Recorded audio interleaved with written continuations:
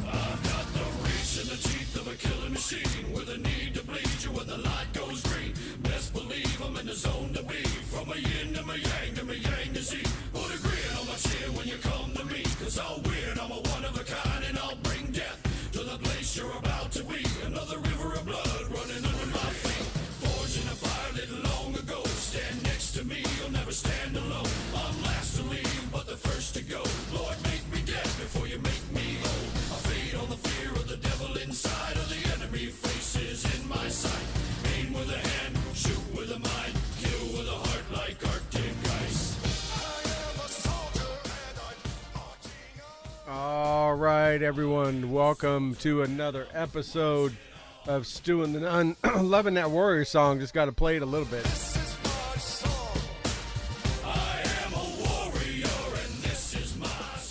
And it seemed just appropriate tonight for tonight's show. I want to thank everyone that is tuning in, and thank you for joining me tonight. And I'm just doing, obviously, I am solo and running tech and doing everything. And so, again, want to thank everyone for joining, who's coming on and watching us live or who's watching after the fact. Because I'm running tech and everything, I just need to handle a couple little events here, like getting all the shares out and all that kind of stuff. So just doing that. With that being said, it is July 8th here. We did not do a show last week. Wasn't sure I was going to do a show this week, so glad I was... President Biden motivated me to do this show today. So kind of decided to pull this out of the hat and make this happen. There were just so many events I needed to talk about. So just putting up a quick post right now. Just to kind of talk about something near and dear to my heart. We're going to talk about Afghanistan tonight. And as you can see from my flag behind me, I picked one kind of appropriate. So for those that have been tuned in for a while or know my background or know me personally, you know that I am a veteran of the war in Afghanistan. In addition to Desert Storm and other stuff, and I've been to Korea and all that stuff. Toby and I have talked about that many times. We have talked about, how near and dear some of those things are to our heart. As you know, Toby, my brother from another mother, is not here tonight. He actually served in Iraq a couple tours and is Canadian by birth, but American by patriotism. How's that? So I decided to come on tonight just so you know, kind of read you into the behind the music a little bit. We were seriously talking, myself and Toby and Rob, our unpaid producer, about maybe taking a bye month, calling an audible for July. We have a lot going on. There's a lot of things going on over the next several Thursdays, and just thinking, we were just kind of talking about maybe we just give everybody a month break. We hated losing the momentum. Obviously, last week was really busy. I was traveling. Toby's traveling. Toby's still traveling. We thought maybe we just take the month of July off, kind of reset a few things, and things like that. So, still not sure how to do that. Probably will do that. I don't know how many more shows we're going to do in the month of July, but I can tell you we are. I guess I'll announce right now we are changing the format a little bit. One thing about we've been doing this on Tuesday nights for a long time when we first started the show, and then Thursday nights was we kind of lock ourselves into our guest. And they have to be available when we go on the air and that kind of stuff. So we're trying to fit. They're trying to fit a Thursday night appearance into their schedule. Sometimes it works, sometimes it doesn't. You've seen we've had a few guests that had to cancel at the last second, or just couldn't get a good could not get a good connection or whatever, because it just Thursday night did not work for them. So between that and our busy schedules and some new things that Toby has going on, and my busy schedules too, I can tell you we are going to be changing our format to be pre-recorded, like pretty much every other podcast is out there. I mean, one thing that was unique about our show from many of the ones, and why we really didn't call it a podcast a lot of times. One, we're not just on audio, we're video, obviously. But, you saw what you got, right? And we had tech issues, we had connection issues. Sometimes shows had to end early. Sometimes they barely got to start because, we just had, it is what it was, right? There either bad internet connectivity, or there was storms going through the area, or whatever. So, we decided that in order to make it more amenable to our guests, to maybe fit them in on different days and different times, and to not tie us into Thursday nights, which we have just a lot of conflicts through the summer on Thursday nights, that we're going to go to a pre-recorded format, and we're going to see how that works out. Now, probably the way we're going to do it is that we are going to, we may record it just a day ahead of time or a couple days ahead of time. It'll give us a chance to interview guests, clean up anything, restart any technical issues, cut things out that are bad, maybe take out some dead air time, whatever it may be, and get a nice, hopefully solid produced show. And then we'll post it on Thursday nights. We'll post it at 8:00 Eastern every Thursday, just like you're used to coming to wanting to watch a show if you watch it live. And if and then one of us hoping one of us, myself or Rob or Toby or maybe Doug or anybody, could be on in the chat room for Facebook and YouTube, and just interact with people and talk about the show, answer questions or whatever, to kind of give some real time resemblance to it. Nothing too. If you're watching this on Facebook, definitely go watch on YouTube. YouTube has great video output. The quality is really good. So we're big fans of folks checking us out on YouTube that maybe don't want to tie into Facebook. So that's an option too. But yeah, so we're looking at pre-recording. If we know we're going to be out for sure for a couple weeks, we may record a show a few days prior, maybe even the weekend prior. It'll be on whatever topic we want to talk about.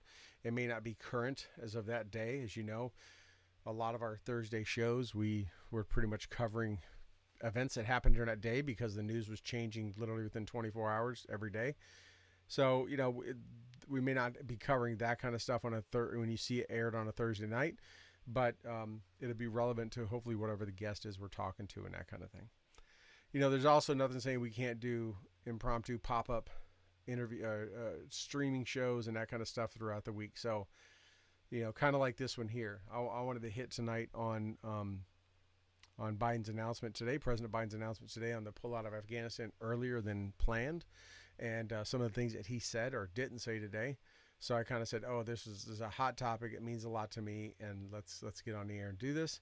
So if there is hot breaking news throughout a week, there's nothing saying we won't pop on, throw up a video, do some kind of broadcast, maybe just a live video or something, and talk about something for a little bit if you care to watch and hear our opinions.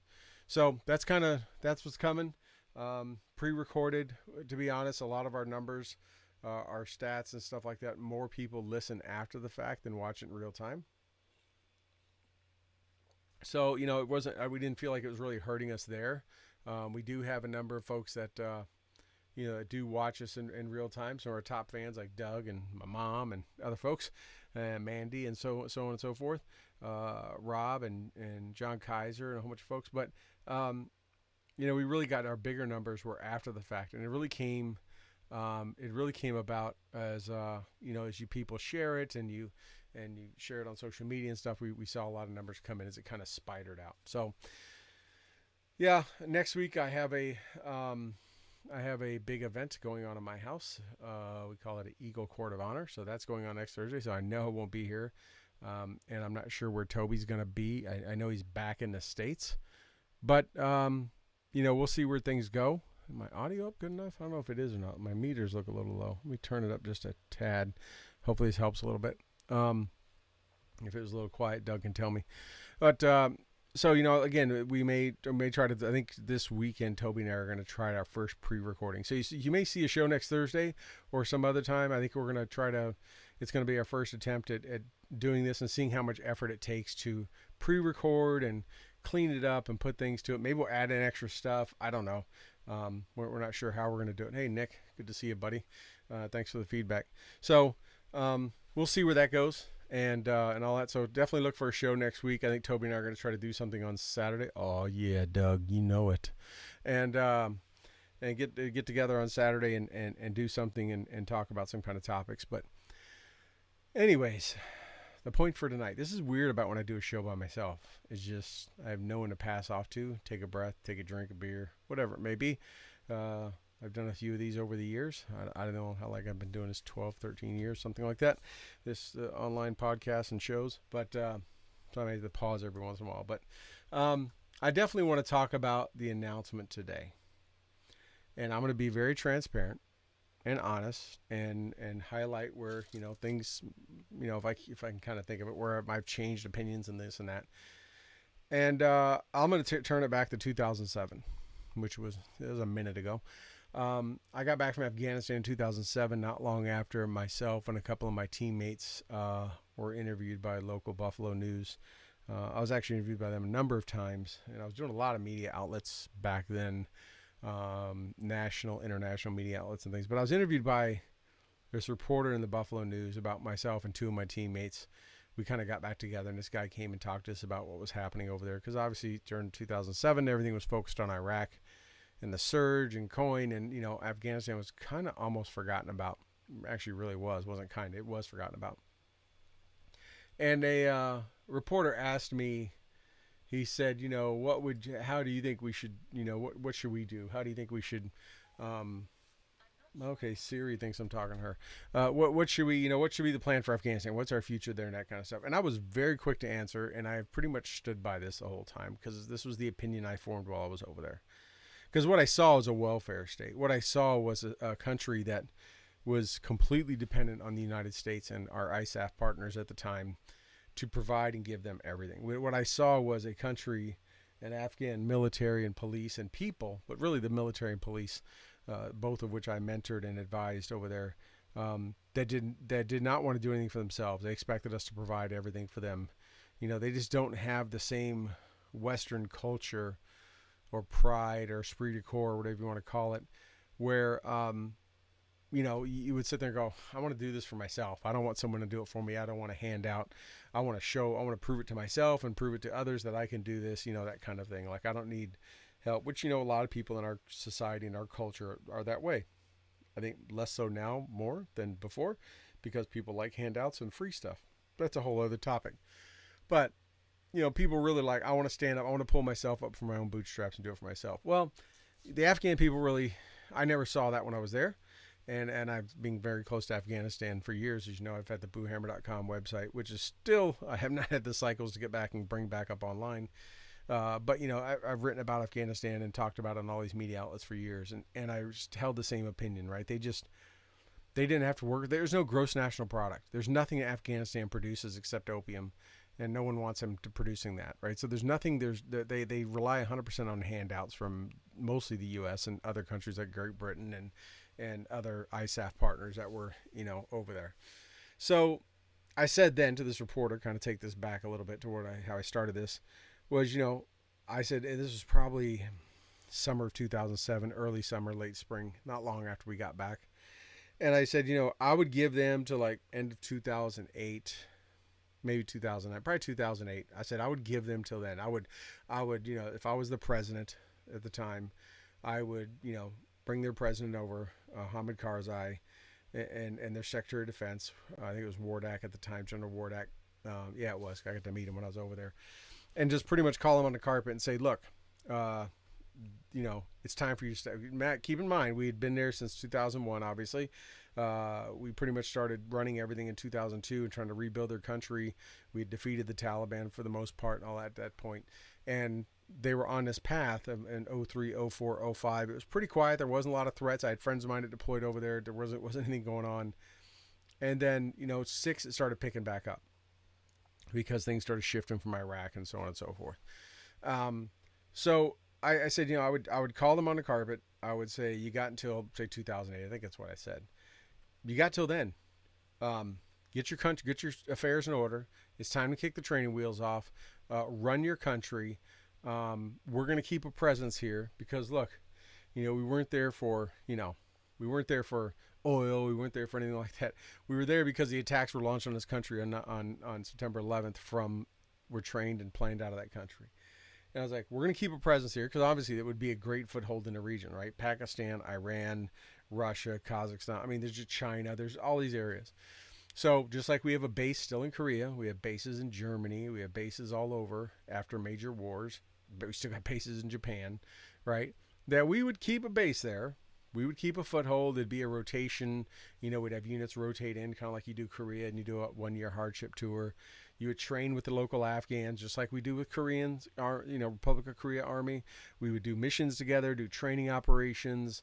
We would continue to make them a better military and defense force, and just have us a launching point if needed to react to threats or anything going on in the area. To me, that was like ideal. We wouldn't leave completely because we now got a foothold. Obviously, that would come with, we would have to pay money and that kind of stuff. And the country of Afghanistan would make some money off it by allowing, U.S. soldiers and military into their country. But we'd say, hey, it's on you. Keep this place tight. Keep it locked down. Don't let another attack happen. Because if another attack happens, we're cleaning house, and it won't be as nice as it's not going to be some tomahawks thrown into the desert. We will come through like a blitzkrieg. That was my opinion. That was what I told that reporter in 2007 was you get a time frame. I didn't say I would advertise it. Didn't say I would do it. I would go to the country of Afghanistan, to the leaders of Afghanistan, and say, you have until now. Get your stuff in order. We're done bailing you out. We're kicking the training wheels off. You're on your own, but don't let another attack. Don't let another Taliban or something come and take over and launch attacks against us. But that didn't happen. Why did I say that? Because we are a U.S. military. We're not the State Department. We're the Department of Defense. Used to be called the War Department, and probably should be again. It was called that for a reason, right? War is terrible. It's ugly. It's horrible. You see the worst of mankind, and honestly, you see the best of mankind too in some cases, but you see the worst of mankind, and we do things that's against our DNA as Western civilized human beings, and that's taking another life. The Afghans, they've been at war their entire existence, right?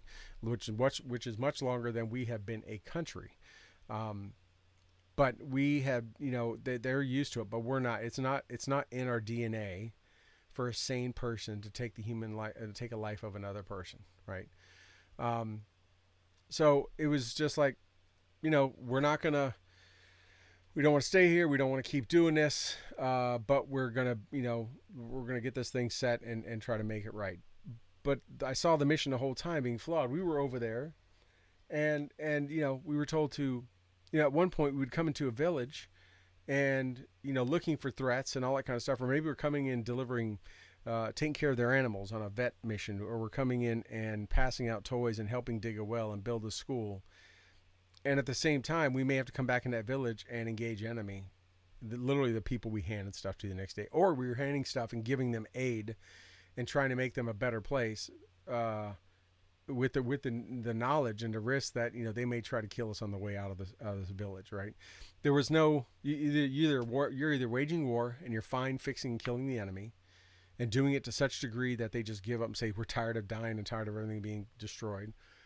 And you go in, you don't half step, you don't go at half pregnant, you come in with everything you got and you obliterate it. If you look at Desert Storm, and people like to turn and say, well, that's how good our country is. We don't need all this big military. That's what happened afterwards with Bill Clinton as a president, and the whole other topic. But, people typically say, oh, we did so great. We ended the war as a 4-day war, a 100-hour war. It may have been for some of us, including myself, were there well before the ground war started. And for the 300 something that lost their lives over there, it was the biggest war they ever had. And for their families, the same thing, a couple of which are good friends of mine.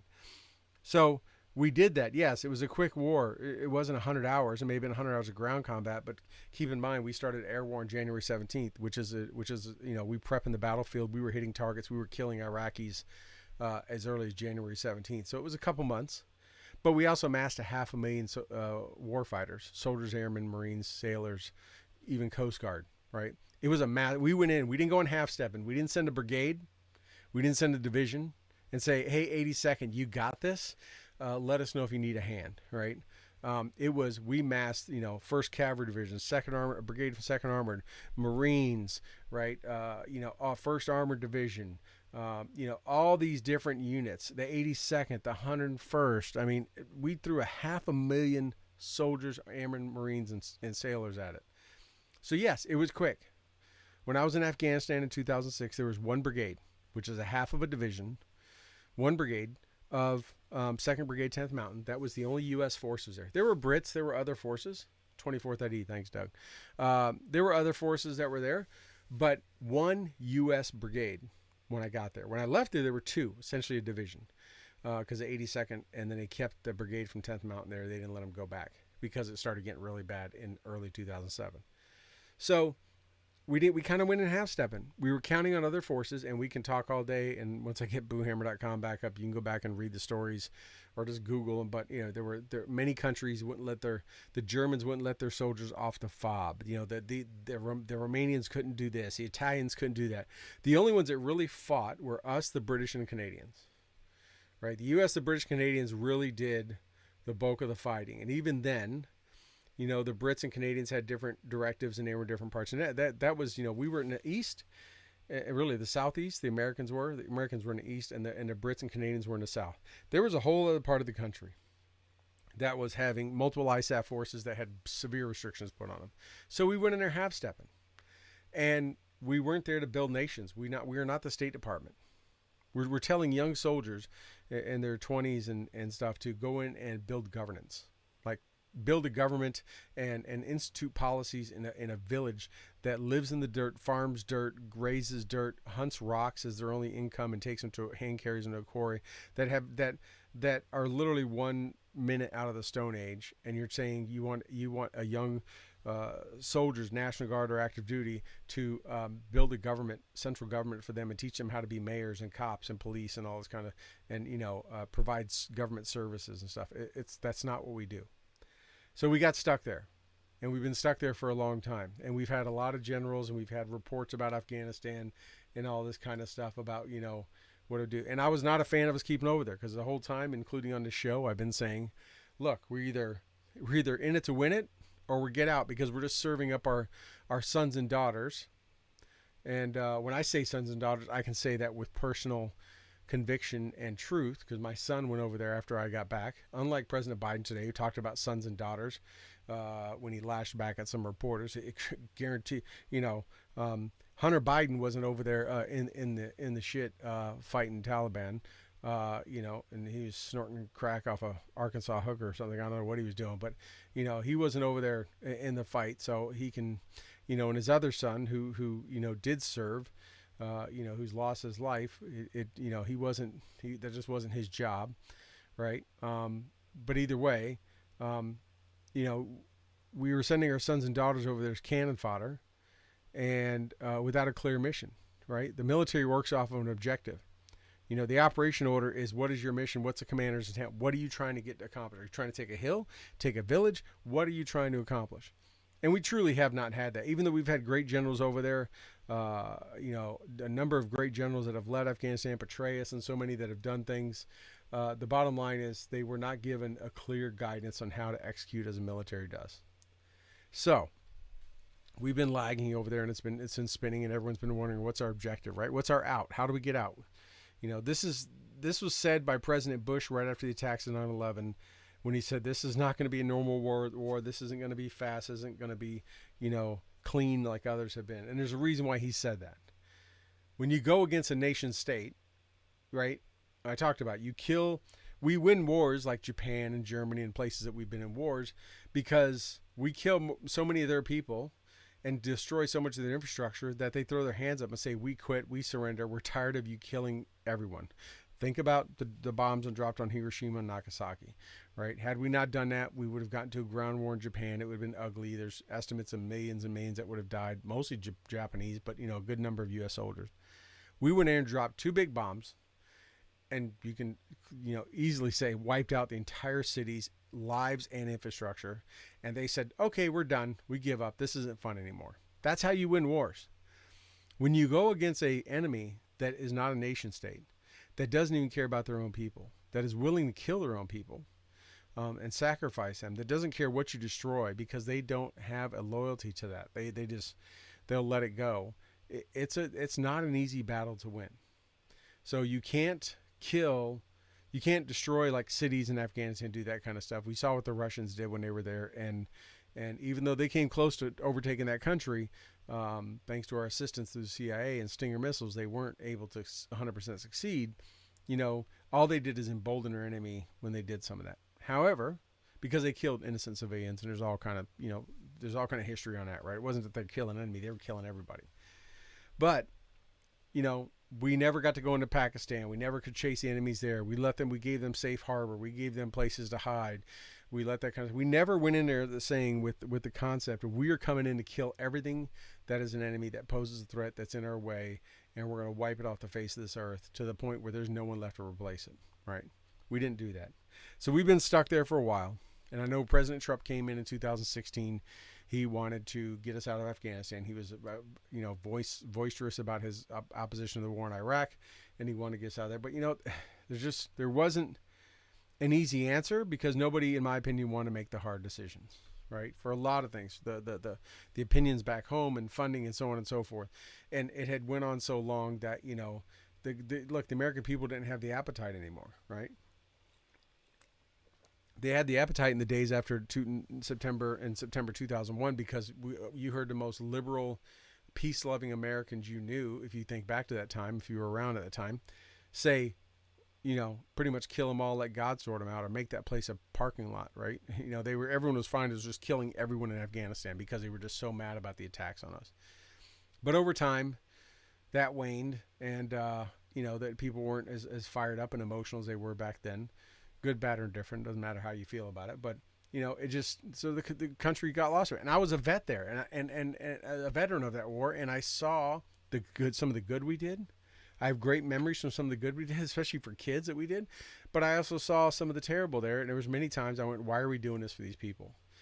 And I could share story after story, which I'm not going to, and some are definitely not appropriate even for an online show like this, of just terrible things that happened that the Afghans, not that we did, that the Afghans did to themselves, whether it be police and army to Afghan civilians or Afghan civilians to Afghan civilians.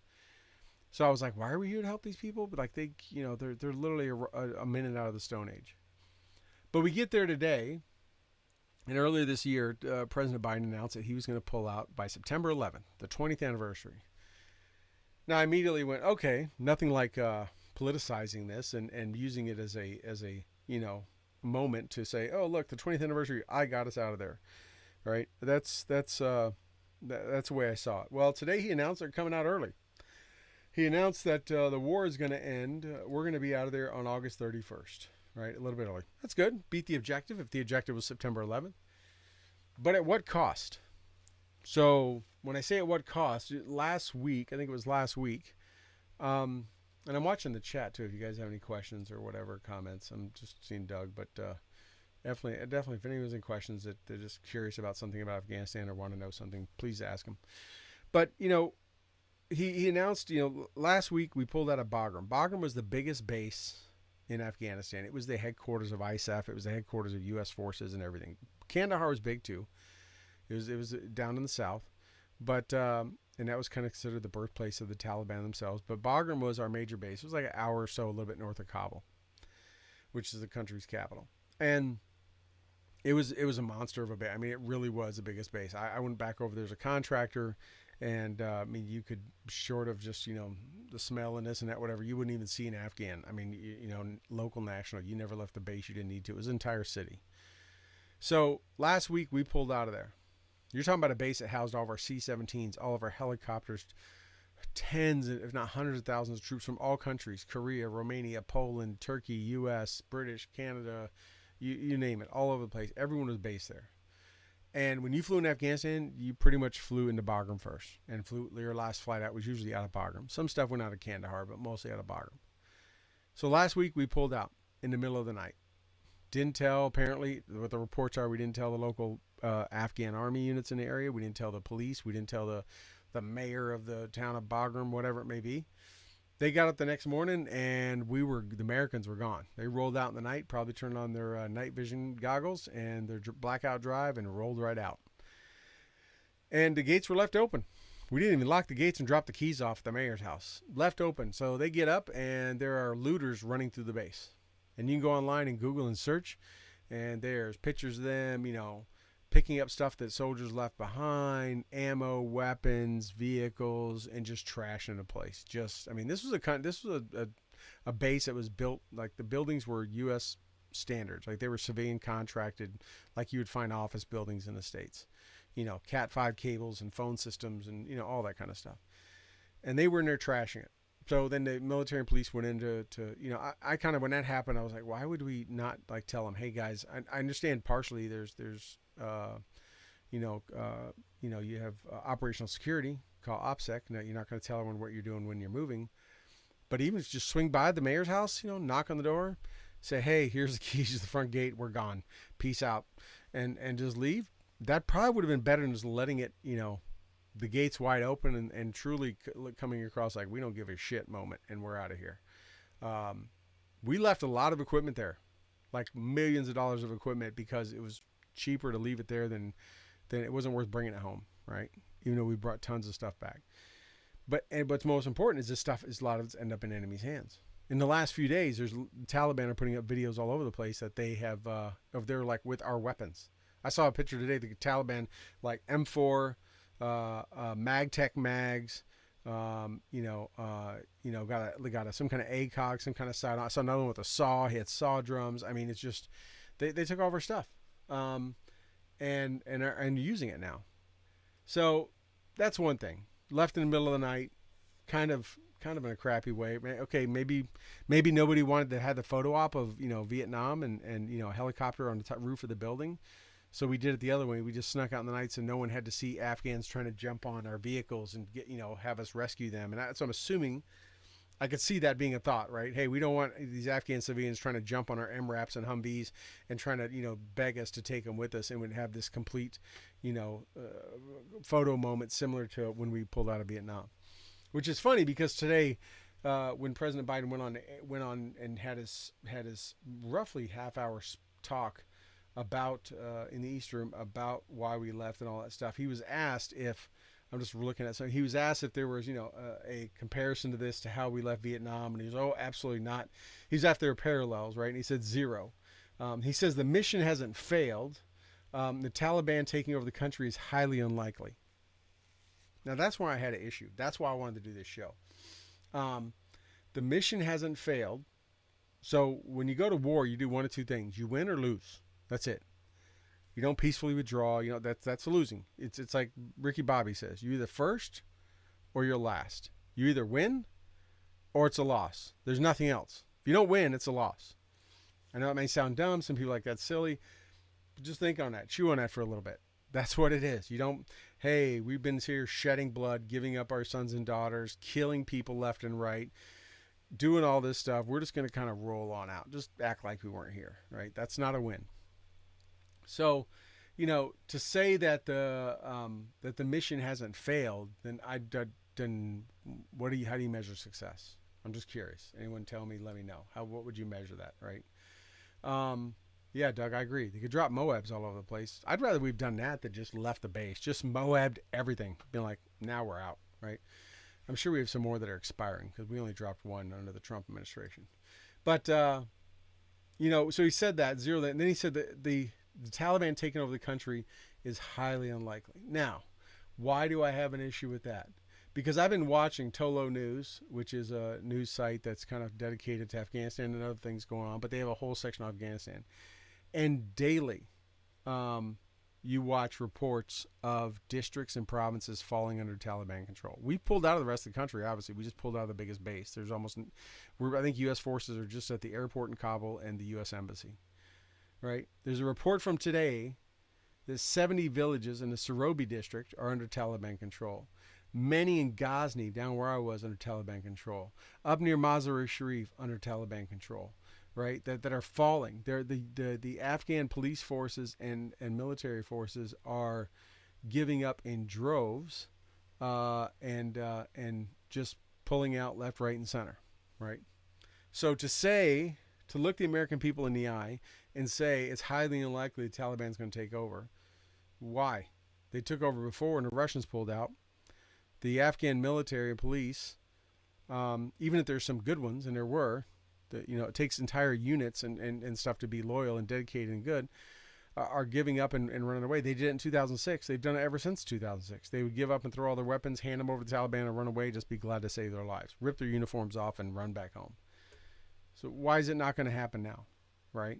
That part is what really got me today. Like, how could you say this? It is going to fail.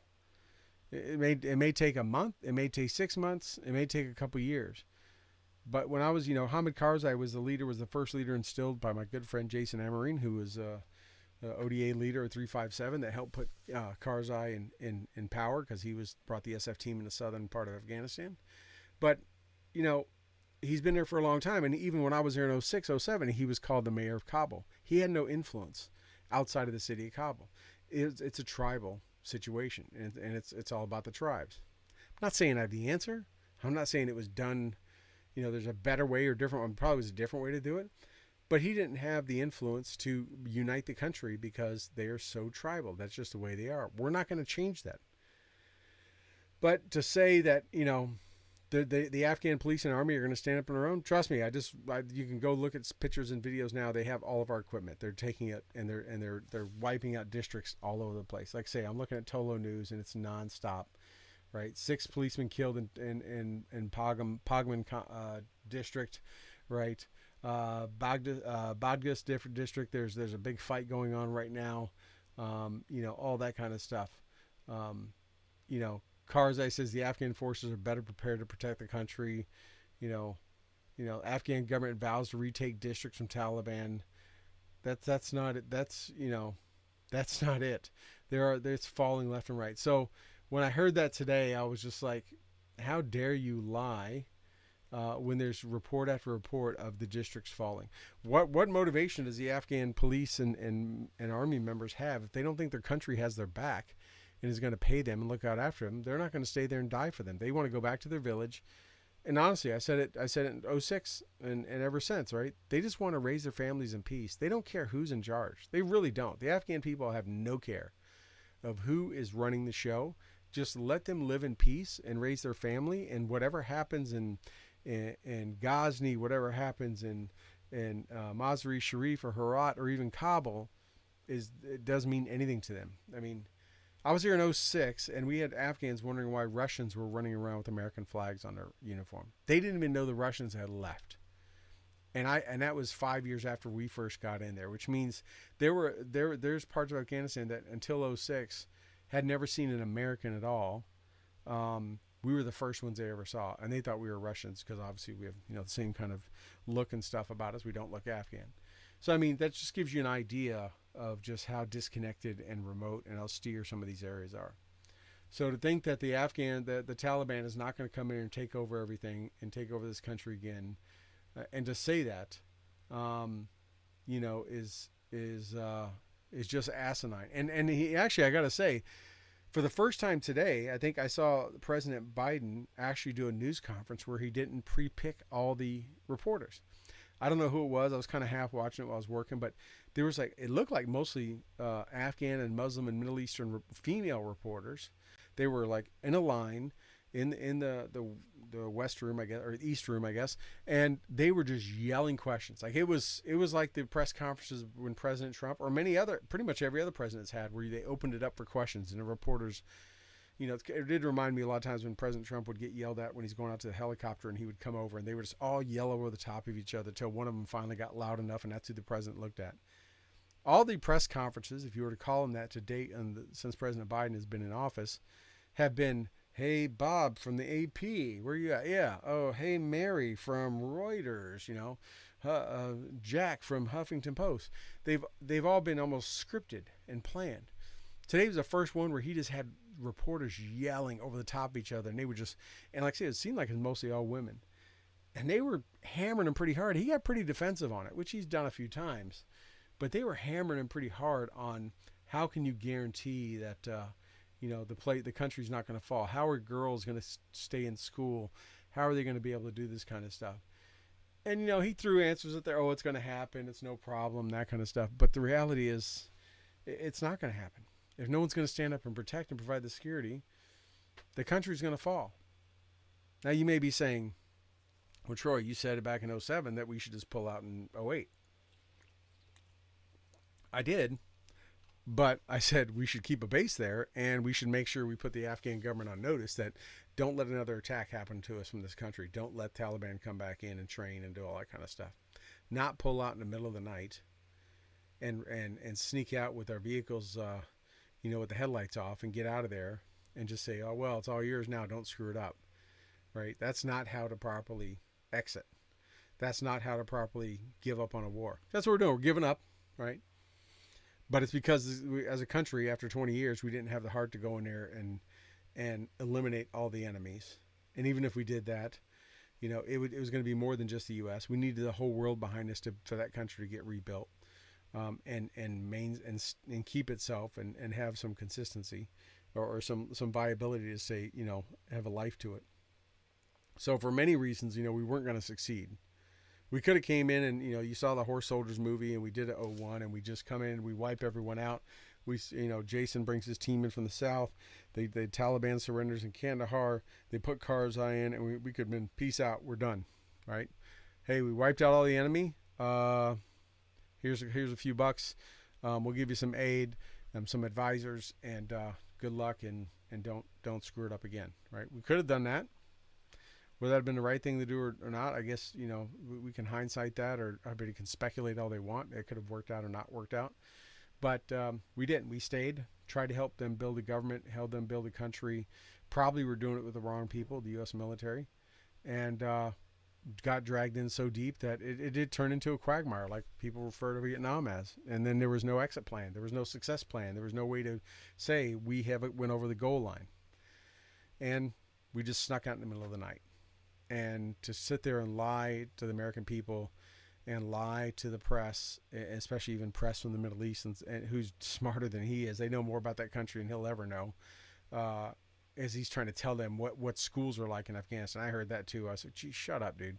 I'm like, these women they probably know better than anything what a school is like in Afghanistan. They don't need you to tell them because you did a couple political trips over there and got pointed to a school and left.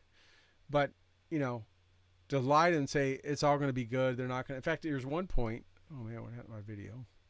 Oh, hold on a second. There we go. There was one point, if I could find the quote.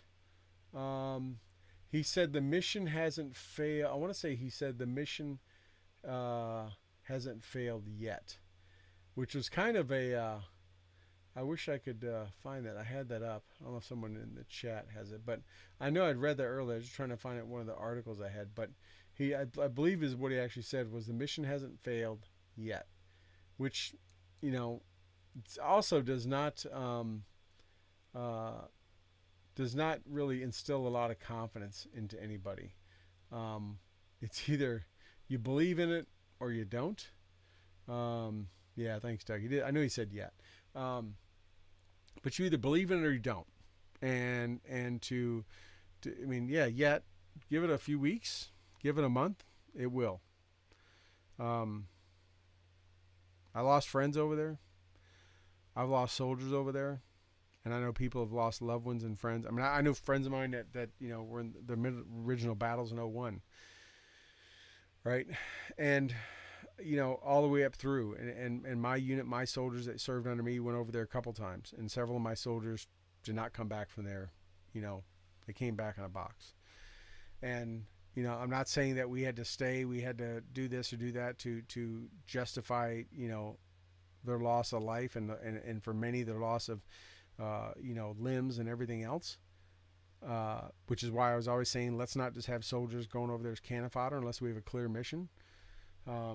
But to just slip out in the middle of the night and pretty much leave the country decimated. I mean, it's going to go down the toilet. I imagine in Vegas they're starting a pool. How long till Afghanistan absolutely collapses? If there isn't one, there will be one. How long? Is it going to take a week, a month, 6 months before the country is complete ruins, the capital's overrun, and it will go back to what it was like after the Russians took over, or after the Russians left, should I say? And then what? How much I told you so's. We all sit around waiting for the next attack to happen from over there. It's free, free reign. And guess what? Guess what? No other country's ever going to trust us.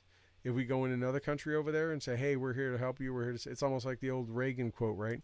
Don't ever trust someone when they say, "I'm from the government. I'm here to help." Well, that's the same with our foreign, counterparts and with our allies or whatever it is. People that were countries that were serving in or doing in combat in. If we come over and say, "Hey, trust, we're from the United States of America. We're here to help," they're not going to trust us. They saw what we did to the Kurds in northern Iraq after Desert Storm. They've already seen enough times that we don't have the wherewithal to stay for the full thing or to execute as properly as possible. The Afghan people always had a saying. They said it to my face when I was there, and they've said it ever since. And I know before it, right? The Americans had the watches. The Afghans got the time. They knew they had to wait us out. They've been doing this a lot longer than we've been in existence as a country. They knew we didn't have the stomach. We had too much political correctness, too much we're above that. We have all these rules and policies and all these things about how to conduct warfare. We never took the cuffs off of our military and said, go conduct warfare the way you need to win.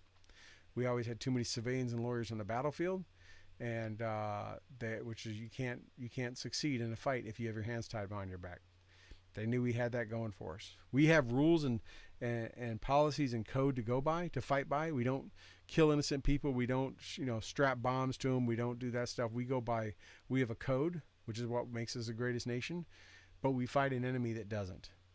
And it makes it, even though we have a great military and an awesome military, that still makes our job 100 times harder when we, don't let a military conduct its operations the way it was trained to. So, anyways, I've been going for a while, about 50 minutes. I just wanted to kind of comment on this. I'm not saying I have the answer. I'm also not just sitting there bitching about things. I'm just giving you some perspective and options. But, I'm just saying that the way this has been done, telling the world when we were going to leave, it was September 11th. Now telling them we're going to be out August 31st and thinking that's some kind of victory lap. They could have left it September 11th, and we could have been out by August 31st. And maybe we'd got a couple more weeks of them thinking we were there, right? Put up some fake targets, put up noises of soldiers, and maybe they weren't looking through the wire and thought we were still there, right? Some feint operations, we would call that.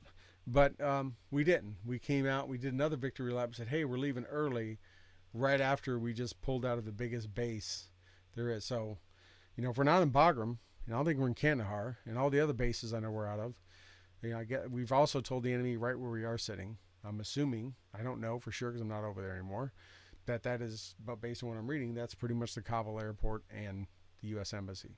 So whatever number of soldiers we have there, and I say soldiers, I always mean all services, and U.S. military personnel in general. Whatever we have, we probably have communicated to them and made it known of where we are. So we give them an easier, smaller target to go after, or they know they have us contained and they have free reign to run anywhere they want. It's the Taliban and the Afghan government are in Tehran right now, Iran, trying to negotiate some kind of peace. I don't know how you negotiate with an enemy that has no infrastructure, that has no care about their people, which is what the Taliban do. What do they have to negotiate? They don't have to compromise anything. They have nothing to compromise except we won't attack anymore. So there's no, what are you going to give them? Pieces of land or whatever? So I don't know how that's going. I guess we'll see. But I recommend you keep an eye on Tolo News, TOLONEWS. I used to read Afghanistan Sun all the time, but I'm not sure that's still up. But Tolo News is kind of taken over as that news source over there. You may say, I don't care about Afghanistan anymore. It's over. We're done. We're out of there. I'm not going to waste my time. Well, you can go that way, and maybe in your lifetime you won't. But I can almost bet you that we're going to be dealing more with Afghanistan in the future. And probably, unless you're really old or something unforeseen happens to you soon, it probably will be in your lifetime. It's going to be back in the news. And we're going to be launching something, going after something, or someone's going to be attacking and killing us that came via that country or from that country. Or we're going to see what we saw before, and that is women and girls marched out in the middle of fields, soccer fields, put on their knees and put bullets put in their head, or burned at stakes, or acid thrown on them, or stoned to death, like it was the Middle Ages. We're going to see that because it's the generation of social media, and every phone is a camera. In fact, there's a picture up today of an Afghan soldier on a tower in Bagram doing selfies over the airfield. Everyone has phones. They may live in dirt and grow dirt and be back in the Stone Age, but they're back in the Stone Age with internet access and a cell phone. So those videos, those pictures are going to make their way out. And then I guess how long will it take before it's another Boko Haram or something like that? How much more is it going to take of seeing children murdered and maimed before it becomes the latest social media trend and Hollywood trend we got to go back in there and help them out? We saw it in Boko Haram when the girls were kidnapped. All of a sudden it became a good thing. Let's send special forces in.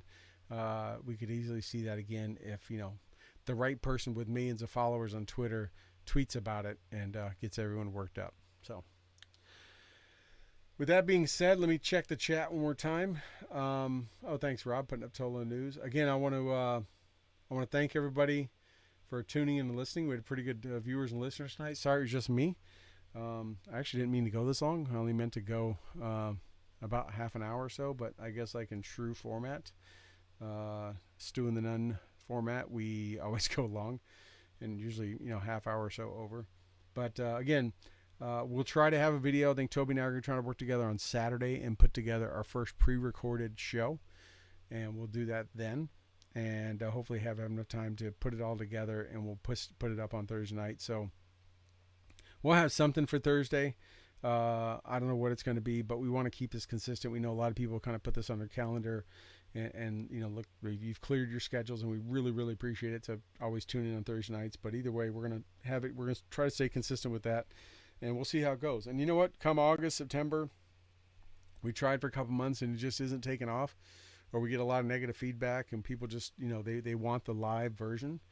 Then maybe we'll go back to doing that, and maybe just it'll be a good test run to say, hey, when we need to, we can pre-record, so we don't have to cancel shows, or just when we get too busy with our other life, our full-time life and full-time jobs, which actually pay the bills. Then, we've done that. We'll try it for a couple months. We could always turn back, but for now, just plan for that. I want to thank you all again for tuning in, and for the greatest nation there is. We just celebrated our independence. I hope everybody had a good, happy, and safe 4th. And everyone enjoyed themselves. We turn to God, pray, be thankful for everything you have, be thankful for everything is provided for us. Don't just listen to what you hear on any media or news channel. Research, investigate before you form an opinion, and stay safe out there. So with all that said, I will wish all of you a great night, and hope you guys have a great week.